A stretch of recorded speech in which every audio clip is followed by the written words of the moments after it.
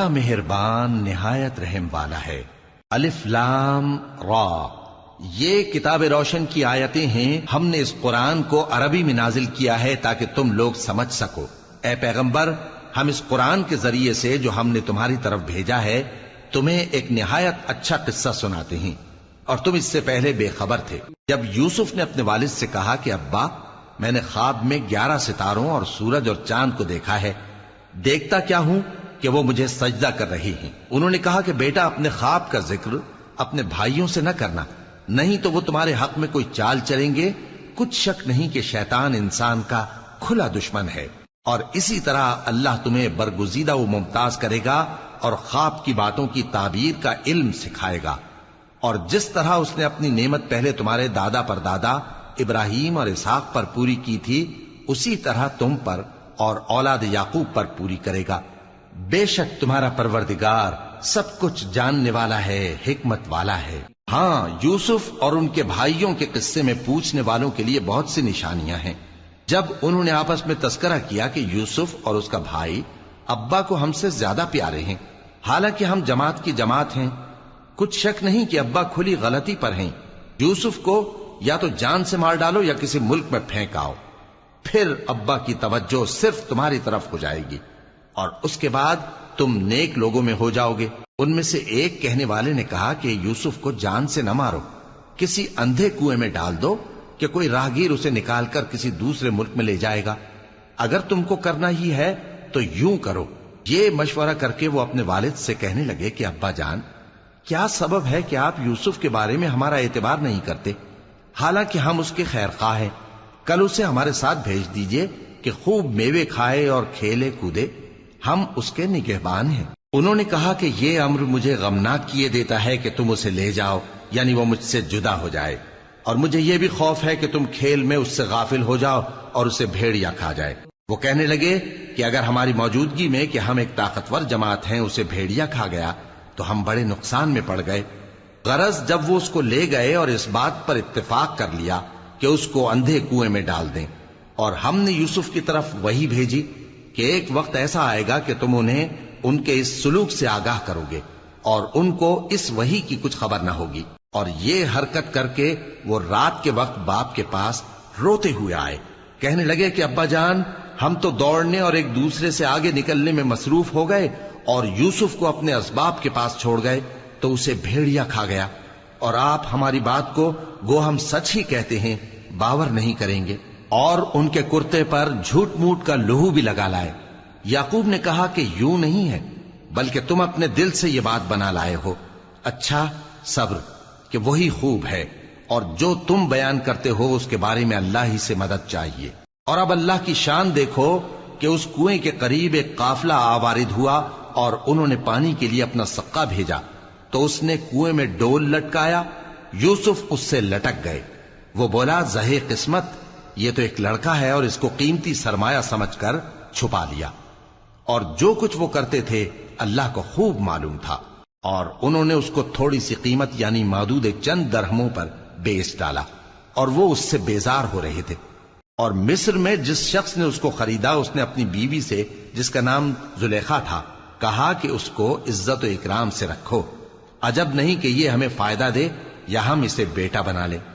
اس طرح ہم نے یوسف کو سرزمین مصر میں جگہ دی، اور غرض یہ تھی کہ ہم ان کو خواب کی باتوں کی تعبیر سکھائیں، اور اللہ اپنے کام پر غالب ہے لیکن اکثر لوگ نہیں جانتے۔ اور جب وہ اپنی جوانی کو پہنچے تو ہم نے ان کو دانائی اور علم عطا کیا، اور نیکوکاروں کو ہم اسی طرح بدلہ دیا کرتے ہیں۔ اور جس عورت کے گھر میں وہ رہتے تھے اس نے ان کو اپنی طرف مائل کرنا چاہا، اور دروازے بند کر کے کہنے لگی، یوسف جلدی آؤ۔ انہوں نے کہا کہ اللہ پناہ میں رکھے، وہ یعنی تمہارے میاں تو میرے آقا ہیں، انہوں نے مجھے اچھی طرح سے رکھا ہے، میں ایسا ظلم نہیں کر سکتا، بے شک ظالم لوگ فلاح نہیں پائیں گے۔ اور اس عورت نے ان کا قصد کیا اور انہوں نے اس کا قصد کیا۔ اگر وہ اپنے پروردگار کی نشانی نہ دیکھتے تو جو ہوتا سو ہوتا۔ یوں اس لیے کیا گیا کہ ہم ان سے برائی اور بے حیائی کو روک دیں، بے شک وہ ہمارے چنے ہوئے بندوں میں سے تھے۔ اور دونوں دروازے کی طرف بھاگے، آگے یوسف پیچھے زلیخا۔ اور عورت نے ان کا کرتا پیچھے سے پکڑ کر جو کھینچا تو پھاڑ ڈالا، اور دونوں کو دروازے کے پاس عورت کا خاوند مل گیا۔ تو عورت بولی کہ جو شخص تمہاری بیوی کے ساتھ برا ارادہ کرے اس کی اس کے سوا کیا سزا ہے کہ یا تو قید کیا جائے یا اسے دکھ کا عذاب دیا جائے۔ یوسف نے کہا اسی نے مجھ کو اپنی طرف مائل کرنا چاہا تھا، اور اس کے خاندان میں سے ایک گواہ نے گواہی دی کہ اگر اس کا کرتا آگے سے پھٹا ہو تو یہ سچی اور یوسف جھوٹا ہے، اور اگر کرتا پیچھے سے پھٹا ہو تو یہ جھوٹی اور وہ سچا ہے۔ سو جب اس کا کرتا دیکھا تو پیچھے سے پھٹا تھا، تب اس نے زلیخا سے کہا کہ یہ تمہارا ہی فریب ہے، اور کچھ شک نہیں کہ تم عورتوں کے فریب بڑے بھاری ہوتے ہیں۔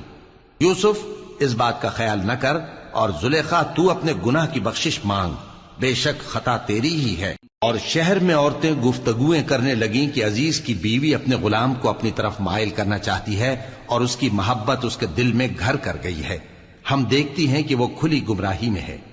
پھر جب زلیخا نے ان عورتوں کی گفتگو جو حقیقت میں دیدار یوسف کے لیے ایک چال تھی سنی، تو ان کے پاس دعوت کا پیغام بھیجا اور ان کے لیے ایک محفل مرتب کی، اور پھل تراشنے کے لیے ہر ایک کو ایک ایک چھری دی، اور یوسف سے کہا کہ ان کے سامنے آؤ۔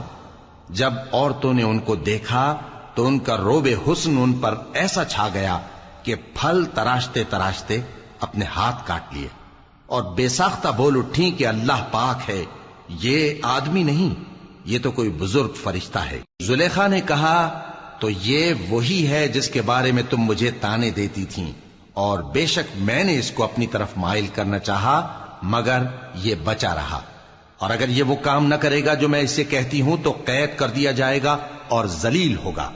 یوسف نے دعا کی کہ پروردگار جس کام کی طرف یہ مجھے بلاتی ہیں اس کی نسبت مجھے قید پسند ہے، اور اگر تو مجھ سے ان کے فریب کو نہ ہٹائے گا تو میں ان کی طرف مائل ہو جاؤں گا اور نادانوں میں سے ہو جاؤں گا۔ پس ان کے رب نے ان کی دعا قبول کر لی اور ان سے عورتوں کا داؤں ٹال دیا، بے شک وہی تو سننے والا ہے، جاننے والا ہے۔ پھر باوجود اس کے کہ وہ لوگ ان کی بے گناہی کے نشان دیکھ چکے تھے، ان کی رائے یہی ٹھہری کہ کچھ عرصے کے لیے ان کو قید ہی کر دیں، اور ان کے ساتھ دو اور جوان بھی داخل زندہ ہوئے۔ ایک نے ان میں سے کہا کہ میں نے خواب دیکھا ہے، دیکھتا کیا ہوں کہ شراب کے لیے انگور نچوڑ رہا ہوں۔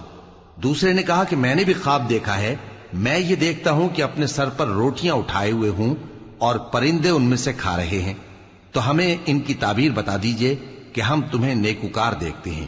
یوسف نے کہا کہ جو کھانا تم کو ملنے والا ہے وہ آنے نہیں پائے گا کہ میں اس سے پہلے تم کو اس کی تعبیر بتا دوں گا۔ یہ ان باتوں میں سے ہے جو میرے پروردگار نے مجھے سکھائی ہیں۔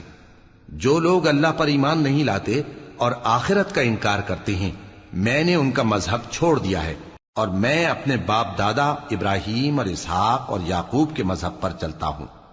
ہمیں شایع نہیں ہے کہ کسی چیز کو اللہ کے ساتھ شریک بنائیں، یہ اللہ کا فضل ہے ہم پر بھی اور لوگوں پر بھی، لیکن اکثر لوگ شکر نہیں کرتے۔ اے میرے قید خانے کے رفیقو، بھلا کئی جدا جدا آقا اچھے یا اللہ جو اکیلا ہے سب پر غالب ہے؟ جن چیزوں کی تم اللہ کے سوا پرستش کرتے ہو وہ صرف نام ہی نام ہیں جو تم نے اور تمہارے باپ دادا نے رکھ لیے ہیں، اللہ نے ان کی کوئی سند نازل نہیں کی۔ سن رکھو کہ اللہ کے سوا کسی کی حکومت نہیں ہے، اس نے ارشاد فرمایا ہے کہ اس کے سوا کسی کی عبادت نہ کرو، یہی سیدھا دین ہے، لیکن اکثر لوگ نہیں جانتے۔ اے میرے قید خانے کے رفیقو، تم میں سے ایک جو پہلا خواب بیان کرنے والا ہے وہ تو اپنے آقا کو شراب پلایا کرے گا، اور جو دوسرا ہے وہ سولی دیا جائے گا اور پرندے اس کا سر نوچ کھائیں گے۔ جو بات تم مجھ سے پوچھتے تھے وہ فیصل ہو چکی ہے، اور ان دونوں میں سے جس کی نسبت یوسف نے خیال کیا کہ وہ رہائی پا جائے گا، اس سے کہا کہ اپنے آقا سے میرا ذکر بھی کر دینا۔ پھر شیطان نے اسے ان کا اپنے آقا سے ذکر کرنا بھلا دیا، اور یوسف کئی برس قید خانے ہی میں رہے۔ اور بادشاہ نے کہا کہ میں نے خواب دیکھا ہے، دیکھتا کیا ہوں کہ 7 موٹی گائیں ہیں جن کو 7 دبلی گائیں کھا رہی ہیں، اور 7 خوشے سبز ہیں اور 7 خشک۔ اے درباریو، اگر تم خوابوں کی تعبیر دے سکتے ہو تو مجھے میرے خواب کی تعبیر بتاؤ۔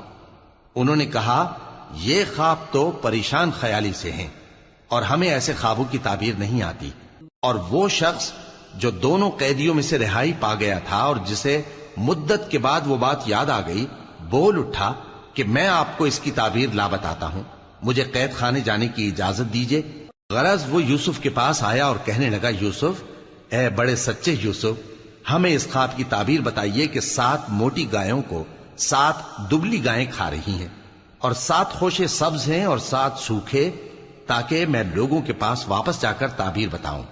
عجب نہیں کہ وہ تمہاری قدر جانے۔ انہوں نے کہا کہ تم لوگ 7 سال متواتر کھیتی کرتے رہو گے، تو جو غلہ کاٹو تو تھوڑے سے غلے کے سوا جو کھانے میں آئے باقی کو خوشوں میں ہی رہنے دینا۔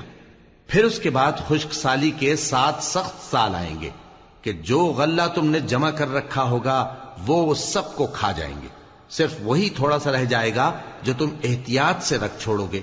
پھر اس کے بعد ایک ایسا سال آئے گا کہ خوب مے برسے گا اور لوگ اس میں رس نچوڑیں گے۔ اور یہ تعبیر سن کر بادشاہ نے حکم دیا کہ یوسف کو میرے پاس لے آؤ۔ سو جب قاصد ان کے پاس گیا تو انہوں نے کہا کہ اپنے آقا کے پاس واپس جاؤ اور اس سے پوچھو کہ ان عورتوں کا کیا حال ہے جنہوں نے اپنے ہاتھ کاٹ لیے تھے، بے شک میرا پروردگار ان کے فریب سے خوب واقف ہے۔ بادشاہ نے عورتوں سے پوچھا کہ تمہارا کیا قصہ تھا جب تم نے یوسف کو اپنی طرف مائل کرنا چاہا؟ سب بول اٹھیں کہ اللہ پاک ہے، ہم نے اس میں کوئی برائی معلوم نہیں کی۔ عزیز کی بیوی نے کہا، اب سچی بات تو ظاہر ہو ہی گئی ہے، اصل یہ ہے کہ میں نے اس کو اپنی طرف مائل کرنا چاہا تھا اور وہ بے شک سچا ہے۔ یوسف نے کہا کہ میں نے یہ بات اس لیے پوچھی ہے کہ عزیز کو یقین ہو جائے کہ میں نے اس کی پیٹھ پیچھے اس کی امانت میں خیانت نہیں کی، اور اللہ خیانت کرنے والوں کی چال کو چلنے نہیں